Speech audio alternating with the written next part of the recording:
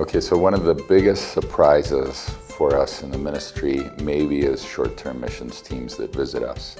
I came from a background where my church really believed in Moravian-type missions. In other words, you gave your entire life. This was something that you were going to do for the rest of your life. And the idea of missions that were a week or 2 weeks long wasn't part of our concept.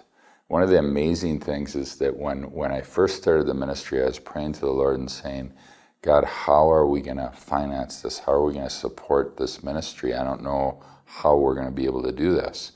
And, I was pleading with the Lord, and through a series of things one day, the Lord spoke to my heart and he said, we were going to minister to thousands of youth and from other countries. And at the time, I basically almost rejected that. Lord, I'm just trying to figure out how to get a couple dozen kids, off the street, out of those situations into a safe environment. Well, after we started the orphanage and we had, our first 20 or 30 kids, a friend of mine called me. He had a youth group, and he said, I'd like to bring this youth group down to visit you. My response was basically, why would you do that? What for? I don't understand. He said, these kids are brand new Christians. They just are starting out, and we really can't minister, but if you have work to do, we can do work.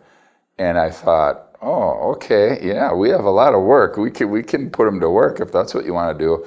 So they came down and we put them to work. But the amazing thing was, without any program or any plan or any real agenda, God just showed up. And somehow God was touching tremendously the lives of these kids that came to visit.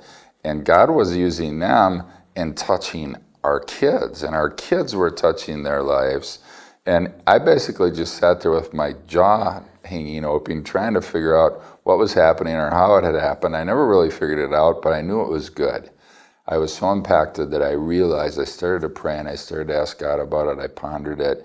And after a short period of time, I realized that God was speaking to me, saying, this is supposed to be part of your ministry, but it's supposed to be one of the foundations of your ministry. I'm happy to say that we estimate now, over the last 20 years approximately, I think we've received around 10,000 visitors, and we've seen their lives. It affected who they married. It affected what career they pursued. It affected what church they go to. It affected their involvement in Christianity and missions and in service to the Lord for their entire life.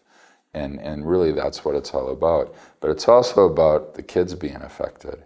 One of the stories I like to share is that there was a boy who was a pretty troubled teen, and I really wanted to reach this kid, and I invested a lot of time and effort. I did a lot of counseling with him. I did a lot of sharing with him and everything. And a group came to visit, and I saw one of the teenagers in the group connect with this kid. I thought, hey, that's great. I hope they hit it off and, something good comes out of it.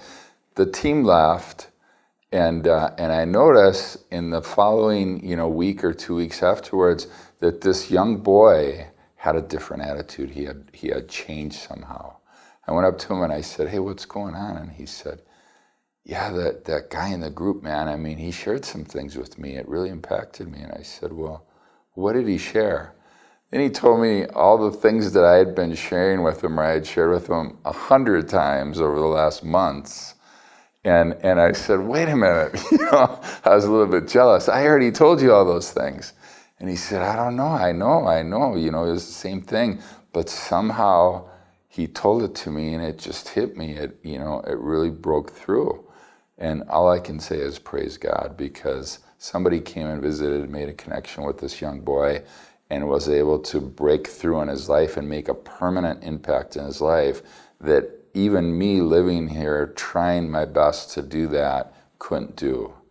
And obviously now we've realized too that these are normally the people, the groups that visit, they sponsor kids, they've fallen in love with the ministry, they support the ministry, the churches support the ministry.